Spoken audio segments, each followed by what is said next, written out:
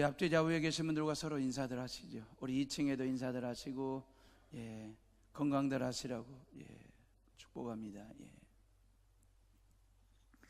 자, 지난주에 안디옥 교회와 성도들의 그 건강성에 대한 이야기를 했습니다.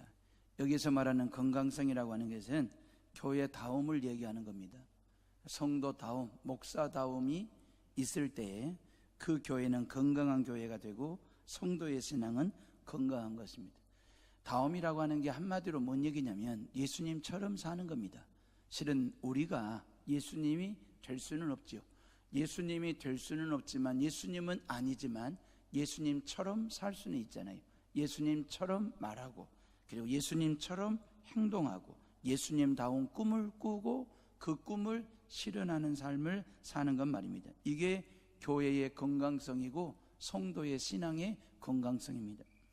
안디옥 교회는 평신도 중심의 교회로 성장하면서 나름 구제 헌금을 모아가지고 예루살렘 교회를 도와줄 정도로 재정적으로나 인적으로 좀 안정을 잡아가는, 인적으로 자리를 잡아가고 있는 그런 교회였습니다. 그 중심에는 바나바와 바울 같은 목사님이 계셨기 때문에 그분들의 역할이 컸다고 보고요.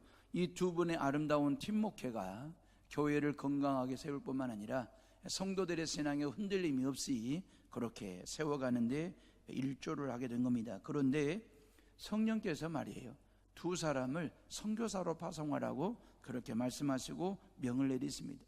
아마 이대로 순종한다는 게 결코 쉬운 일은 아닙니다. 왜냐하면 선교 사역을 통해서 영혼 구원하는 일도 중요하지만 교회, 하나의 교회를 안정적으로 부흥시키고 성도들의 신앙을 건강하게 자리를 잡을 수 있도록 목회하는 것도 중요한 일이기 때문에 이제 선교사로 파송을 받으면 목회자가 아닌 선교사로서의 사역을 감당을 해야 되는 거잖아요. 그럼에도 불구하고 교회와 그들은 순종하는 마음으로 2000년 역사의 최초로 선교사로 파송을, 바나바와 바울을 하게 됩니다.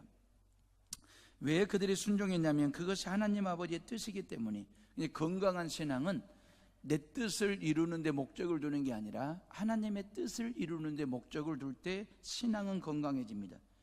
여러분, 어찌 보면 여러분들의 뜻 나름대로 중요합니다. 여러분들의 뜻을 품고 여러분들의 뜻을 가지고 산다라고 하는 것. 근데 내 뜻을 하나님의 뜻 속에 포함시키는 것 말입니다. 나를 향한 하나님의 뜻이 있습니다. 이 인류를 향한 하나님의 거룩한 거시적인 뜻이 있습니다. 그 거룩하고도 거시적인 뜻 속에 내 뜻을 포함시키는 거죠. 그러면서 하나님의 뜻 이루기 위해서 내가 사는 거예요. 하나님의 뜻이 이루어지는 중에 내 뜻이 이루어지는 것을 확인하면서 신앙생활하는 게 건강이고 신앙의 행복이 되는 것입니다. 안디옥 교회는 하나님의 뜻대로 바나바와 바울을 선교사로 파송합니다.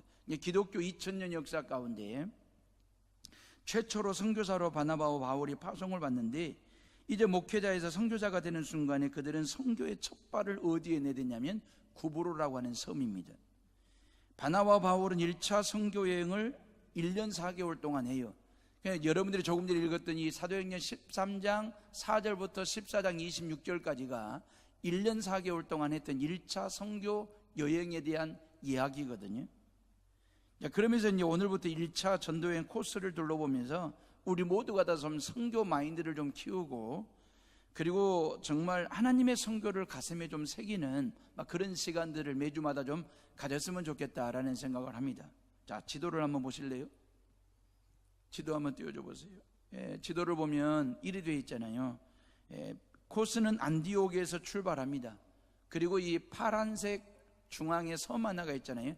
이 파란색은 지중해입니다. 지중해 앞에 구브로라고 하는, 지금은 키프로스 섬이라고 얘기하는데, 이 구브로를 거쳐서 구브로의 살라미 바보라고 하는 도시로 해서 밤빌리아, 버가, 비시디아, 안디옥, 이고니온, 루가오니아, 루스드라, 더베, 이 더베에서 턴을 합니다. 턴을 해서 다시 역순으로 돌아오면서 몇 군데를 더 추가로 들리면서 온 게 1년 4개월 동안의 사도 바울의 1차 전도 여행이거든요. 자, 1차 전도 여행의 첫 선교지가 바로 구브로라고 하는 섬입니다. 자, 머릿속에 저 지중해에 있는 구브로라고 하는 섬을 머릿속에 넣어두시고 이제 말씀을 들으시면 되겠습니다. 자, 먼저 우리가 구브로 섬으로 들어가기 전에 4절 말씀을 먼저 확인하겠습니다. 4절 말씀 봐보세요. 우리 다 같이 읽습니다. 시작. 두 사람이 성령의 보내심을 받아 실루기아에 내려가 거기서 배 타고 구브로에 가서 그랬잖아요. 성령의 보내심을 받았다. 이 말이 너무너무 중요한 거예요. 최초의 선교사를 파송하는데 성령의 보내심을 받았다. 그러니까 선교의 출발은 누구로부터 시작된다는 거죠? 사람이 시작하는 게 아닙니다. 사람에 의해서 선교가 시작되는 게 아니고 성령에 의해서 선교가 시작이 된다. 다시 말하면 선교사 한 사람을 파송하는 데 있어서 교회가 파송하는 것이 아니고 성령님이 파송하실 뿐만 아니라 선교사로 나가는 사람도 성령에 의해서 파송받는 사람이 되어야 된다라고 하는 것입니다. 선교는 말이에요, 사람이 하는 게 아닙니다. 성령 하나님이 하시는 것입니다. 누구를 통해서? 보내심을 받은 선교사를 통해서 말입니다. 여러분, 선교사는 교회가 파송하는 게 아닙니다. 어떤 교단이 파송하는 게 아닙니다. 성령께서 파송하셨음을 분명히 말씀하고 있는 얘기거든요. 이 바나바와 바울과 이 마가 요한이라고 하는 이 전도팀 말입니다. 이 전도팀을 꾸리게 됐고 이 전도팀을 파송한 것은 분명히 안디옥 교회가 맞습니다. 그런데 사도행전을 기록한 누가는 그들이 성령의 보내심을 받았다라고 얘기하고 있잖아요. 이 안디옥 교회 역시 성령께서 파송하라고 해서 파송한 것이고 바나바와 바울도 성령께서 가라 하니 그 말씀에 순종하여 선교사로 가게 된 것이거든요. 모든 선교의 시작은 성령 하나님으로부터 출발이 된다. 이게 선교 파송의 주체가 바로 성령이시다라고 하는 이 원리 말입니다. 이 원리는 지금도 그대로 적용이 되는 원리가 됩니다. 선교사는 누가? 사람이 보는 게 아닙니다. 어느 교회가 파송한 게 아니고 어떤 교단이 파송한 선교사가 아니라 성령의 보내심을 받은 자들 그랬잖아요. 누가? 아닙니다. 성령이. 교회가 아닙니다. 성령이. 교단이 아닙니다. 성령이 보내셨다라고 하는 것. 그러니까 성령의 보내심을 받아 선교사를 파송한 것이고 성령의 보내심을 받아 선교사로 나간 것입니다. 이걸 우리는 소명이라고 얘기합니다. 성령이 부르셨습니다. 성령이 따로 세우셨습니다. 성령께서 기름 부어 선교사로 파송하셨습니다. 이걸 소명의식이라고 말하고 소명신앙이라고 이야기를 하는 것입니다. 하나님이 나를 부르시고 하나님이 나를 파송하셨다라고 하는 이 소명의식을 가지고 이제 복음 전파의 사명을 감당하는 거거든요. 그렇기 때문에 모든 선교사에게 중요한 것은 소명의식과 사명의식이 필요한 것입니다. 이 원리는 선교에만 적용되는 게 아닙니다. 목사의 목회도 마찬가지입니다. 여러분들의 교회 헌신도 마찬가지입니다. 교회학교 교사로 또한 찬양대원으로 구역리더로 성령이 하게 하셨다라고 하는, 성령이 나를 불러 세우시고 그 일을 맡기셨다라고 하는 이 소명 말입니다. 우리가 주를 위하여 교회를 위하여 복음을 위하여 한다라고 하는 모든 신앙적 행위의 출발은 성령으로부터 시작되는 것입니다. 여러분들이 지금 드리는 이 예배도 말이에요, 성령님이 나를 해오른 교회로 보내신 거고 성령께서 예배 드리라 하신 거고 성령으로 예배를 드리는 것입니다. 이걸 소명이라고 말하는 것입니다. 하나님이 부르시고 선택하시고 세워주시고 보내주시고 함께 하신다라고 하는 소명 말입니다. 이런 소명의식은 하나님을 믿는 모든 성도들이 가져야 될 신앙이에요. 요한복음 15장 16절에 너희가 나를 택한 것이 아니요 내가 너희를 택하여 세웠나니 그랬어요. 이게 소명입니다. 바나와 바울은 얼마든지 안정적인 목회를 할 수 있었지요. 교회도 부흥하고 있었지, 성도들이 순종하면서 잘 따르고 있었지, 안디옥 교회 단임 목회 자리가 보장되어 있었잖아요. 그럼에도 불구하고 하나님께서 선교사로 부르시고 따로 세우시고 안수하여 파송하셨습니다. 소명입니다. 그들이 선택한 게 아니고 하나님이 그들을 선택하셔서 그 사명을 주신 것입니다. 내가 할 일은 뭐냐? 순종뿐입니다.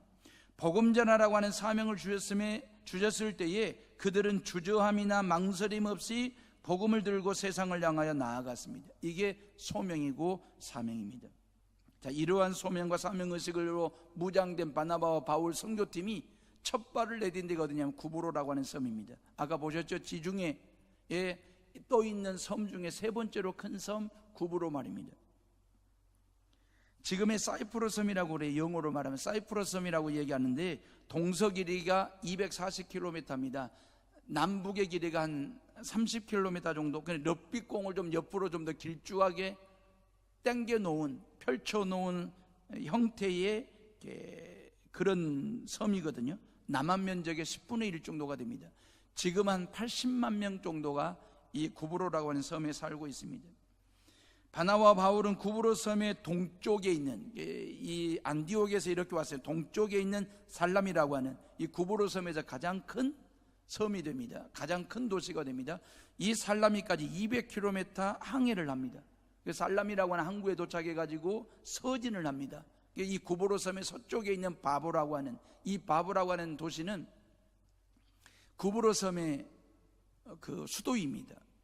여기에 이제 로마 총독이 근무를 하고 있고 로마 군대가 주둔하고 있는 그런 바보라고 하는 도시까지 170km 내륙으로 서진을 합니다. 이제 그러면서 이제 복음을 전하고 있는 거거든요. 자, 구브로 섬은 옛날에 구리광산으로 유명한 섬이고 항구가 많다 보니까 조선업이 발달되어 있습니다. 섬 사람들은 미녀의 신 비너스 신을 숭배하는 그런 땅. 그냥 돈도 많지, 사람도 많지, 비너스 신상도 있지. 그러다 보니까 이 구브로라고 하는 섬은 결국 향락과 사치가 만연한 음탕한 섬이 되었거든요. 사창가와 활락가가 많은 성적으로 타락한 섬이 구브로였습니다. 그럼 왜 이런 섬을 1차 선교지의 첫 발을 내딛는 첫 선교지로 선택을 했을까 궁금하지 않으세요? 구브로는요, 바나바의 고향입니다. 안디옥 교회 교인들 중에 이 섬 출신들이 꽤 있었습니다. 바울에게는 생소한 섬이지만 바나바에게는 아주 익숙한 섬이죠. 왜? 태어나서 자란 곳이기 때문에. 그래서 바나바는 1차 선교 여행지로 자기 고향 땅, 자기 고향 사람들에게 복음을 전하기 위해서 구브로에 첫 발을 내디딘 것이거든요. 물론 영혼을 구원하고 복음을 전하는 데 있어서 사람을 차별하거나 구분하지는 않습니다. 그러나 선교 전략적 차원에서 말입니다. 선교의 어떤 효율성과 효과와 성과 면에서 그래도 낯선 땅보다는, 낯선 사람들보다는 익숙한 땅에 익숙한 사람들에게 복음을 전하기 위해서, 또한 바나바는 자기 고향 사람들이 내가 이 예루살렘을 통해서 예수 영접하고 예수님 만나고 예수님 믿고 구원받아 보니까 이보다 더 좋은 일이 없더라는 거예요. 그래서 그 예수님을 전하기 위해서 익숙한 고향의 고향 땅 사람들에게 복음을 전하기 위해서 이제 구브로의 선교의 첫 발을 내디딘 그런 케이스거든요. 자, 언어와 문화와 인종이 같은 사람에게 먼저 복음을 전하야 그들로 하여금 예수를 영접시키고 난 다음에 그리고 이방인들에게, 그 시민들에게 복음이 흘러가도록 하는 것 말입니다. 그리고 먼저 예수 그리스도를 믿은 그 디아스포라 유대인 크리스찬들을 통해서 그 지역에 대한 다양한 양질의 정보를 얻고 말이에요. 사람들을 어떻게 대하는 것이 옳은지 이러한 걸 습득을 하고 난 다음에 복음 전하는 것이 선교 전략 차원에서 아주 중요하다라고 본 거죠. 그러니까 사도 바울이 3번에 걸친 전도여행을 떠나잖아요. 그 3번에 걸친 전도여행 중에 지켰던 원칙 중에 하나가 뭐냐면 모든 나라마다, 모든 지역마다, 도시마다 회당이 있었어요. 그 회당은 유대인들이 모이는 회당이거든요. 유대인들과는 언어가 같지 않습니까? 민족이 같지 않습니까? 풍속이 같지 않습니까? 그러니까 회당에 가서 복음을 전하고 그 유대인 크리스찬들이 이제 그들을 앞장세워서 도시민들에게 복음을 증거하는, 그래서 한 영혼이라도 더 구원하자 하는 어떤 선교의 전략적 차원에서, 효율성 차원에서 말입니다. 자, 그러면서 복음이 확장되어져 가는 그런 놀라운 은혜를 보게 된 것입니다. 그렇잖아요. 언제 선교사가 그 지역에 들어가서 그 지역의 문화를 익히며 풍속을 익히며 그리고 언어를 익힐 그런 배울 만한 시간적인 여유가 없지 않습니까? 각 나라마다 언어가 다르고 지역마다 문화와 풍속이 다른데, 풍습이 다른데, 고로 그 지역에 디아스포라 말하면 유대인들이 있지요. 회당에서 모입니다. 회당에 찾아가서 그들에게 복음을 전하고 그들과 함께 그 이방인 도시민들에게 복음 전하는 일들을 한 겁니다. 이건 선교 전략적인 차원입니다. 전도라고 하는 게 뭘까요? 누군가가 여러분들에게 찾아와서 전도가 뭡니까? 한마디로 정의를 내려달라고 한다면 뭐라고 말씀하시겠습니까? 저는 그렇게 말씀드리고 싶어요. 전도라고 하는 것은 생활이다, 삶이다라고 하는 것 말입니다. 그리스도인이라고 적힌 머리띠나 어깨띠를 두르고 복음 전하는 것도 중요하고, 전도지를 배포하는 것도 중요하고, 사람들을 앉혀놓고 성경책을 펼쳐놓고 손가락으로 짚어가면서 성경 읽어주면서 복음 전하는 것도 중요하지만, 그보다 더 중요한 전도 방법은 그냥 그들의 생활 속에서 한 지역민의 한 사람으로, 시민의 한 사람으로 그들과 함께 같이 먹고 같이 자고 같이 놀고 같이 일하고 같이 말하고 같이 생각하고, 그러면서 그 지역 속에서 그냥 지역민의 한 사람으로 살아가면서 예수 냄새 풍기고 빛과 소금 역할을 감당하고, 누군가가 여러분들을 봤을 때에 머리끝에서 발끝까지 훑었을 때에 여러분들의 삶을 통해서 예수가 누군지를 보여줄 수 있는, 믿지 않는 넌크리스찬들이, 안티크리스찬들이 예수 믿는 크리스찬들의 삶을 들여다보면서 예수가 읽어지고 예수가 보여지고, 예수의 삶이 예수 그리스도를 믿는다라고 하는 것이 바로 이런 거구나라고 하는 걸 느낄 수 있도록, 깨달을 수 있도록 보여줄 수 있는, 이걸 우리는 생활전도라고 말하고 관계전도라고 말을 하는 것입니다. 따로따로가 아니라 정말 예수 믿는 그리스도인들의 삶의 현장과 생활 속에 들어가서 따로 말하고 따로 생각하고 따로 행동하고 따로 먹고 따로 자고 따로 살고, 그래서 그냥 따로 국밥을 끓이듯이 그렇게 살아가는 것이 아니라, 복음은 복음밥 비비듯이 이것저것 섞어가지고 볶으듯이 그렇게 맛을 내는, 이걸 우리는 복음의 능력이라고 이야기를 하는 것입니다. 그리스도인들은 따로 사는 사람들이 아닙니다. 생활 속에 들어가 그냥 볶음밥 비비듯이 복음적인 삶을 이것저것 양념 치듯이, 그래서 세상 모든 사람들과 볶음밥 볶듯이 볶아지듯이 그렇게 하면서 그 안에서 예수 맛을 내는 거죠. 예수 믿는 멋을 드러내는 거죠. 그리고 예수님의 모습을 보여주는 거죠. 그게 생활전도입니다. 그게 선교 전략적 차원에서 가장 중요한 거거든요. 왜 예수님을 믿어야 되는지, 왜 구원을 받아야 하는지, 왜 저 사람이 교회를 다니는지를 직장 안에서 모든 관계 속에서 보여주지를 못하고 일켜주지를 못한다고 한다면 얼마나 안타까운 얘기입니까? 여러분들의 삶이 전도지가 돼야죠. 여러분들의 생활 자체가 움직이는 전도지가 되어야 하지 않겠습니까? 그게 한 영혼을 말입니다. 여러분들의 삶 속에서 모든 사람들과 좋은 관계를 맺고 살면서 한 영혼이라도 더 구원하기 위한 하나님 아버지의 뜻은 뭐냐면, 생활 속에서 녹아 들어가 스며들어가서 그 안에서 예수의 향기 풍기고 예수의 냄새, 다시 말하면 예수 그리스도의 모습을 보여주는 삶을 사는 것 말입니다. 저는 고흥에서 농촌 목회하면서요, 저희 아버지 뻘 되고 어머니 뻘 되신 분들과 함께 삶을 나누는 목회를 했습니다.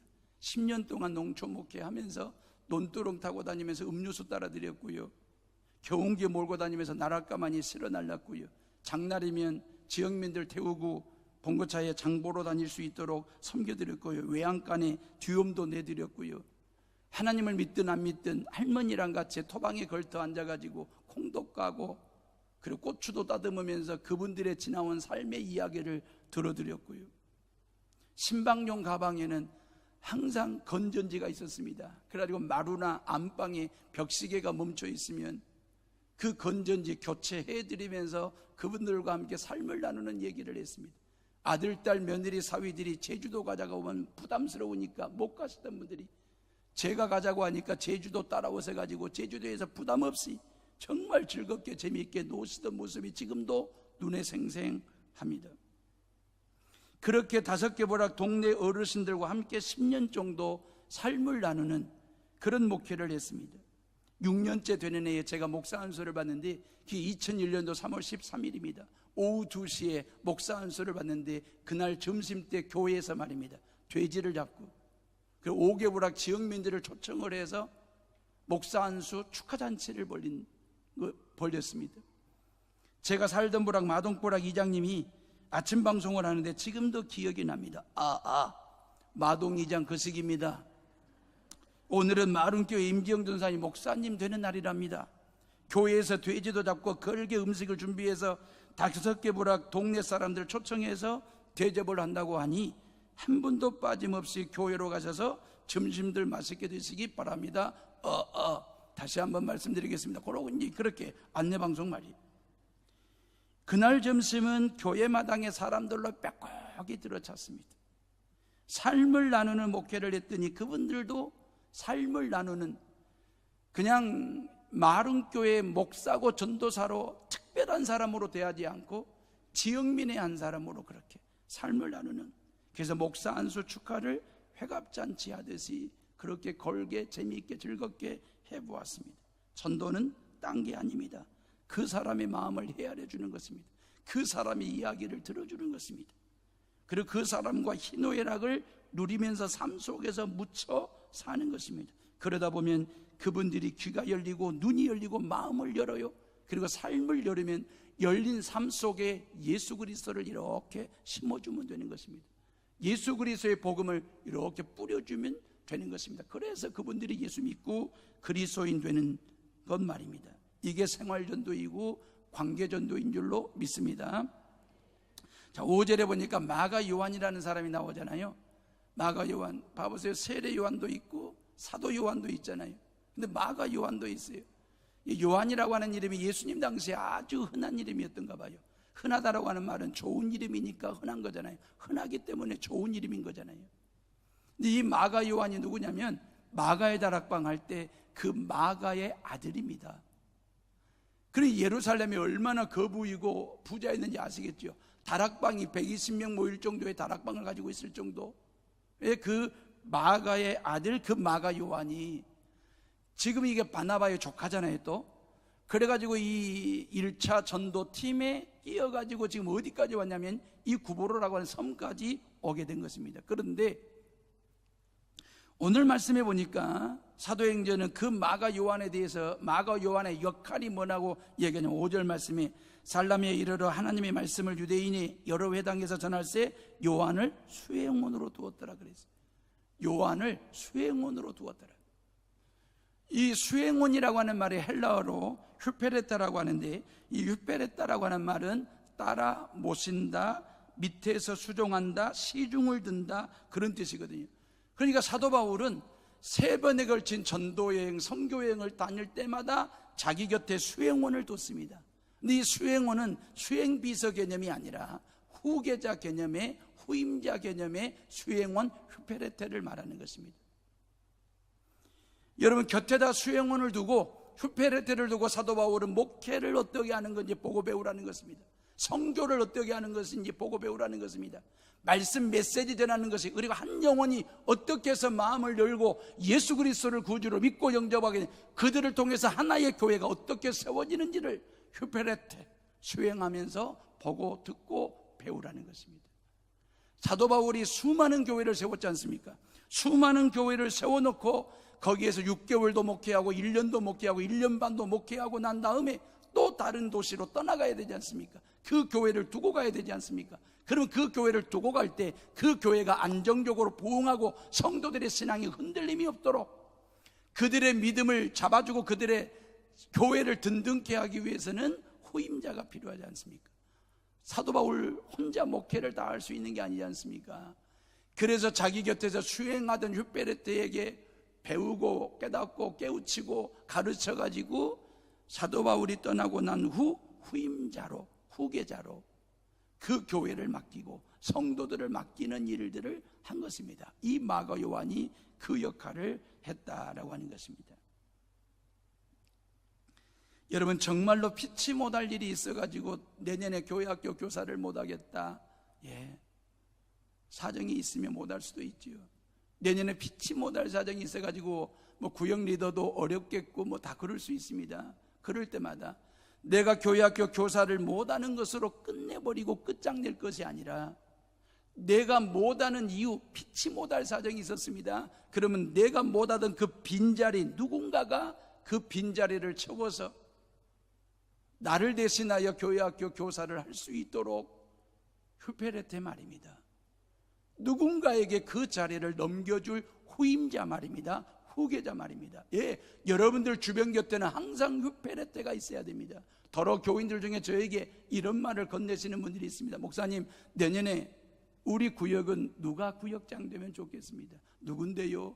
누구라고 얘기하면 고개가 끄덕끄덕. 예, 그 얘기는 뭔 얘기입니까? 예, 지난 2년 동안 그 구역 내에서 구역장이 될 만한 믿음의 수행이 있었다라고 하는 거죠. 구역 내에서 키웠던지 아니면 본인 스스로 믿음을 키웠던지, 그래서 구역 식구들이 인정할 정도의 휴페레타가 된 거예요. 누구는 또 그래요. 내년에 우리 여전도의 남성교회 회장은, 리더는 누가 했으면 좋겠습니까? 누군데요? 누구라고 얘기하면 고개가 끄덕끄덕. 그 여전도회와 남성교회 안에서 휴페레테가 될 정도로 믿음을 키웠거나 본인이 컸거나 그리 된 거예요. 담임 목사가 고개를 끄덕끄덕 하든 그 안에 공동체 일원들이 인정하면서 고개를 끄덕끄덕 하든지, 만약에 고개를 갸우뚱한다면 아직 수행이 덜 된 케이스죠. 사랑하는 헤어룸의 식구들이여, 자녀들을 휴페레텐 수행원으로 키우십시오. 믿음의 후계자로 신앙을 대물림하는 그런 가정이 되시기를 주의 이름으로 축복합니다. 교회를 대물림하는 것이 아니고 신앙을 대물림하는 것 말입니다. 교회를 세습하는 것이 아니고 믿음을 세습할 수 있도록, 이어받을 수 있도록, 바톤 타치가 될 수 있도록 신앙에 대 있기 말입니다. 이게 얼마나 중요한 일인지. 이번 추석 명절에도 자녀들의 신앙을 여러분들 체크하시고 진단하세요. 정말 여러분들의 자녀들의 믿음이 건강한지 멍들었는지, 하나님의 말씀에 순종하는 신앙생활을 하는지 아니면 불순종하는 신앙생활을 하는지, 주일 성수를 잘하는지 안 하는지 확인하시고 진단하시고 점검하시고 체크하세요. 자녀들의 신앙을 간섭하라는 얘기가 아닙니다. 간섭 차원이 아니라 진단 차원에서 말입니다. 체크 차원에서 말입니다. 처방 차원에서 말입니다. 믿음 좋으신 부모님들이 이번 추석 명절에 자녀들의 신앙을 체크하고 진단해서 처방지를 주는 것 말입니다. 그것은 자녀들의 신앙을 건강케 하는 좋은 약이 되거든요. 휴페레텐이어야 되지 않겠습니까? 여러분들의 자녀들이 여러분들의 신앙을 이어받아가지고 믿음을 대물림해가지고 하나님 앞에 휴페레텐으로 써야 되지 않겠습니까? 그래서 중요한 것입니다. 제가 지난 목요일 날 저녁에 8시에, 밤 8시에 새가족 신방을 했습니다. 큰딸네 집에 담임 목사가 신방을 한다고 하니까 만사를 제쳐놓고 광주에 계신 친정 부모님들이 2분이 다 내려오셨습니다. 그러니까 밤 8시에 신방을 하는데, 그 2분이 안수 집사님과 권사님이신데 2분이 사남매를 어떻게 믿음으로 키우셨는지를 쭉 얘기를 해주셨어요. 큰딸하고 막내딸, 셋째 딸을 시집을 보내는데 믿지 않는 청년을 만난 거예요. 그래서 믿지 않는 그 예비 사위감들에게 딴 거 묻지 않았대요. 다른 거 요구하지 않았대요. 딱 하나만 물었대요. 자네 우리 딸과 결혼하면 예수님 잘 믿겠느냐고. 잘 믿겠다라고 답을 듣고 결혼을 허락을 했고, 그 딸들 셋이 사위들이 다 열심히 신앙생활 잘하는 그런 가정으로 세워가는 것 말입니다. 우리가 추석 명절이 되거나 설 명절이 되면 대체적으로 명절에 식구들끼리 모이면 놀이라고 하는 게 있잖아요. 그 재미로도 먹는 재미도 있고 쉬는 재미도 있고 만나는 재미도 있고 놀이하는 재미 있는 것이 명절의 또 가치잖아요. 그럼 우리가 대체적으로 명절날 식구들끼리 둘러앉으면 놀이 중에 놀이가 윷놀이입니다. 아니면 뭐 놀이방에 가서 노래를 좀 부른다든지, 아니면 뭐 고스톱을 좀 친다든지 말이에요. 근데 요 집사님, 권사님 가정은 내 자녀들, 식구들 다 둘러앉혀놓고 성경 퀴즈 대회를 한다는 거예요. 명절날 상품권을 상품으로 걸고, 그 성경 퀴즈 대회를 하면 그리 좋대요. 우리 교회를 나오는 분이 큰 사위 맞사위거든요. 제가 맞사위 체면 좀 살려주시라고 좀 이렇게 문제도 좀 미리 알려주시고 좀 그렇게 부탁을 좀 드렸는데 웃으면서 그랬어요. 서로 간에. 왜 이럴까요? 명절에 부모님들이 알더라고요. 그래도 명절이면 놀고 쉬고 먹고 그래야 되는데 왜 식구들끼리 성경 퀴즈를 하고 예배를 드릴까요? 그것은 부모가 자식들에게 해줄 수 있는 최고의 선물은 신앙의 대물림, 자식들이 부모에게 물려받을 수 있는 가장 귀하고도 값진 것은 믿음과 신앙을 대물림 바톤 타치하는 것. 그래서 신앙의 명문가문을 이루는 것처럼 좋은 것이 없다라고 믿었기 때문에 그분들은 그렇게 성경 퀴즈 대회를 하더라고 말이죠. 자, 그런데 이런 선교, 이런 전도, 이런 믿음에 돼 있기에 반드시 회방을 놓는, 반대하는 영적인 세력이 있습니다. 하나님의 일은요, 모두가 다 즐겁게 재미있게 기쁘고 영광스럽게 할 수 있는 일이 아니에요. 그 일 자체가 기쁜 일이거든요. 그 일 자체가 영광스러운 일인데 그 기쁨과 영광을 누리도록 내버려 두지 않는 영적인 세력이 있다 그 말이에요. 회방을 놓거나 방해하는 영적인 세력이 있다. 그게 뭐냐면 8절에 보니까 마술사 엘루마 그랬잖아요. 그들을 대적하여 총독으로 믿지 못하게 힘쓰니 바울이라고 하는 사울이 성령이 충만하여 그를 주목하더라 그랬어요. 여러분, 이 구브로 섬에 마술사 엘루마가 있었습니다. 엘루마 자체가 마술사라고 하는 뜻이에요. 박수, 무당, 점쟁이 그 말. 주술적인 방법을 가지고 병자들을 치유하거나, 그리고 이 구브로 섬에 영적인 어두운 영적인 세력을 잡고 있는 사탄 마귀의 하수인 노릇하고 마귀에게 잡혀있는 엘루마 마술사 말입니다. 이름이 뭔지 아십니까? 별명이 바예수 그랬어요. 본인 스스로가 정한 것입니다. 예언자도 아니면서 예언을 하고 하나님의 말씀을 모르면서 말씀을 가르치고, 이 바예수 마술사 엘루마 말입니다. 이 엘루마가 뭐라고 반대를 하냐면 이 구브로 섬의 총독, 이 이름이 누구냐면 서기오 바울입니다. 서기오 바울인데 서기오 바울이 복음에 대해서 듣고 싶었습니다. 예수에 대해서 듣고 싶었습니다. 복음에 대한 엄청난 관심을 가지고 바나바와 바울 두 선교사를 총독 관저로 초청을 한 거예요. 근데 그 자리에 이 엘루마가 있었습니다. 다시 말하면 이 엘루마는 이 구브로 땅의 영적인 어두운 세력을 잡고 있었을 뿐만 아니라 기득권 세력이었다고 말해요. 총독 서기오 바울 곁에 있을 정도의 기득권 영향력 있는 권력자였습니다. 마술사 엘루마가 말입니다. 이 엘루마가 서기오 바울로 하여금 복음을 듣지 못하도록, 예수를 믿지 못하도록 방해하고 회방하는 일을 지금 하고 있는 것이거든요. 진짜 바예수 엘루마가 참 선지자라고 한다면 복음 전할 수 있도록 길을 열어주고, 서기오 총독 바울이 예수 그리스도를 믿을 수 있도록 격려해주고, 그런 디딤돌 역할을 해줘야 되는데 그리하지 못하고 예수 믿지 못하도록, 복음을 듣지 못하도록 가로막는, 방해하는, 회방하는 일을 했거든요. 그러니까 예언자라고 말을 하는데 가짜죠. 여러분, 복음 전파를 가로막는 짓, 이건 마귀가 하는 일이거든요. 교회 세습을 막아 기독교가 대망신을 당하지 않고 최소한의 체면이라도 지키도록 하는 것은 그리스도인들이 마땅히 해야 할 일이었습니다. 교회 세습을 막는 사람이 마귀가 아니라 신앙 세습을 막는 사람이 마귀죠. 교회 대물림을 막는 것은 성경적인 일입니다. 마귀가 아닙니다. 신앙 대물림을 못하게 하는 것이 마귀입니다. 교회 대물림을 통해서 교회를 병들게 하고 시민들로 하여금 교회에 등을 지게 하고 기독교에 대해서 이골이 나게 하는 것이 결국 신앙의 대물림을 막는 일이 되어버리고 마는 것이거든요. 7절 말씀에 그가 총독 서기오 바울과 함께 있으니 서기오 바울은 지혜 있는 사람이라 바나바와 사울을 불러 하나님의 말씀을 듣고자 하더라 그랬어요. 여러분, 이 서기오 바울 총독은요, 로마 황제의 총애를 받을 정도로 정치적인 역량도 있는 사람이고 문학가 출신이고 지혜로운 사람이고 참 신앙에 대해서 관심이 많은 사람이었습니다. 그래서 바나바와 바울을 총독 관저로 초청하여 복음을 듣고자 하는 것입니다. 예수님에 대해서 관심이 많았죠. 관심이 많은 사람이 결국 복음의 문을 열거든요. 여러분, 관심이라고 하는 것, 상대방의 운명과 영혼과 미래에 관심을 갖는다면 전도를 안 하고는 못 배기는 영혼 구원에 대한 열정이 쏟는 거죠. 그리고 눈물의 기도를 합니다. 이런 눈물을 상대방의 영혼 구원에 대한 관심에서 나오는 눈물이 되는 거예요. 이런 눈물들이 여성들에게 더 많죠.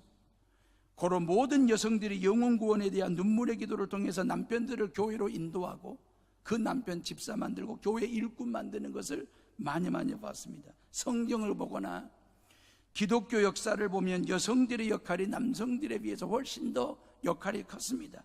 신앙의 흐름은 모계를 통해서 거의 다가 전달이 되었습니다.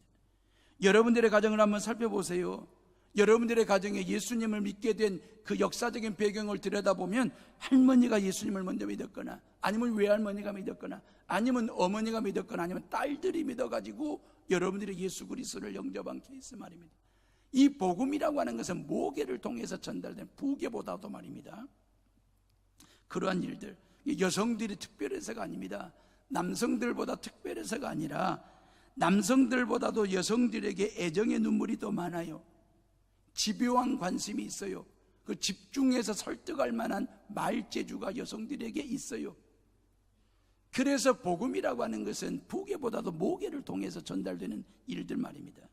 술고래인데다가 아주 술고래요. 막대 먹은 행동 다 했어요. 막말은 말할 것도 없어요. 그런 남편의 영혼 구원을 위해서 말입니다. 새벽마다 하나님의 성전에 나와서 눈물로 성전 마룻바닥을 적시면서 기도하시던 어머니 같으신 분들, 할머니 같으신 분들, 저는 어린 시절에 보면서 신앙을 키웠어요. 그분들의 눈물의 기도 말이에요. 새벽마다. 그 남편, 새벽 예배 나올 때 남편 하얀 고무신 가슴에 끌어안고 나와가지고 하나님 앞에 성전에 엎드려 기도하면서, 하나님, 남편 신발이 먼저 왔습니다. 이 신발 주인 내 남편 언젠가는 이 신발 신고 하나님의 성전에 나와 하나님을 예배하고 하나님을 믿게 해달라고 그 기도할 그 대목에서는 다들 울어요. 그러면서 눈물로 성전 마룻바닥을 적셔요. 그렇게 해서 믿었던 남편 되신 분들이 나중에 교회 일꾼 되는 것을 보았습니다. 부활하신 예수님이 남자 제자들에게 먼저 보여주셨습니까? 아니면 여자 성도들에게 먼저 보여줬습니까? 예, 남자 제자가 아니라 여자 성도들에게 먼저 보여줬습니다. 이유가 뭘까요? 당신을 모른다라고 부인하고 다 도망을 쳤던 남자 제자들이 꼴도 보기 싫어가지고 미워서 그랬을까요? 아닙니다. 여자들에게 있는 정이 많고 눈물도 많고 관심도 많고 말도 잘하는 여성들이기에 먼저 보여주신 거예요. 제 말이 꼭 맞는다라고 하는 말은 아니지만 틀린 말도 아니에요. 잘 생각해 보세요. 여러분의 가정의 복음화는 어머니로부터 할머니로부터 딸로부터 시작된 모계 말입니다. 권력자요 문학가인 총독 서기오 바울이 복음에 대해서 관심을 갖고 선교팀을 초청했다라고 하는 것은 절호의 기회지 않습니까? 근데 그 절호의 기회를 잡고 복음을 전하려고 하는데 이 엘루마 마술사가 해방을 넣는 것입니다. 그때 사도 바울이 강력하게 선포하죠. 10절에 모든 거짓과 악행이 가득한 자요 마귀의 자식이요 모든 의의 원수요 주의 바른 길을 굳게 하기를 그치지 아니하겠느냐 선포하고 제압을 합니다. 그 승리합니다. 그리고 서기오 바울이 예수 영접을 하게 됩니다. 그게 12절에 이에 총독이 그렇게 된 것을 보고 믿으며 주의 가르치심을 놀랍게 여기니라 그랬거든요. 이런 거잖아요. 구브로 섬을 통치하는 총독이 예수님을 영접하고 그리스도인이 된다라고 하는 것은 선복음화의 아주 중요한 파급력이 크죠. 선교 전략적인 차원에서 말입니다. 우리가 군 생활할 때 그런 거 많이 느꼈잖아요. 지휘관 사령관이 기독교인 크리스찬이면 그의 영광급 위관급 장교들이 알아서 교회 다니기도 하고 예수 믿기도 하고 그래가지고 정말 교회 일꾼된 케이스를 또 있으니까요. 지금도 그런지는 모르겠지만 계급사회는 종종 있는 일입니다.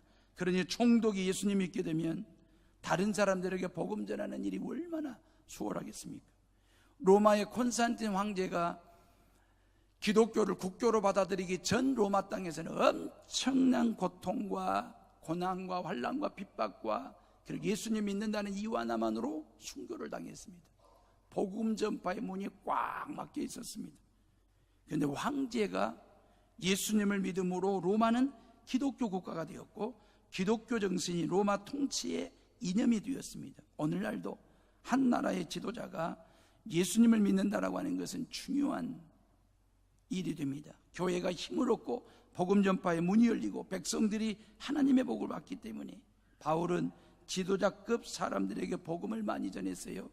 천부장이나 회당장이나 총독 벨릭스 총독 베스도에게, 그리고 헤롯 아그리빠에게도 복음을 전했고, 나중에는 누구에게까지 복음을 전합니까? 로마에 가서 황제 앞에서까지, 황제에게까지 복음을 전하다가 순교를 하게 됩니다. 사랑하는 에오름의 식구들이요, 여러분들이 전도해야 될 영향력 있는 지도자는 누구입니까? 직장 사장님이십니까? 아니면 가문과 문중의 어른입니까? 각종 모임의 회장입니까?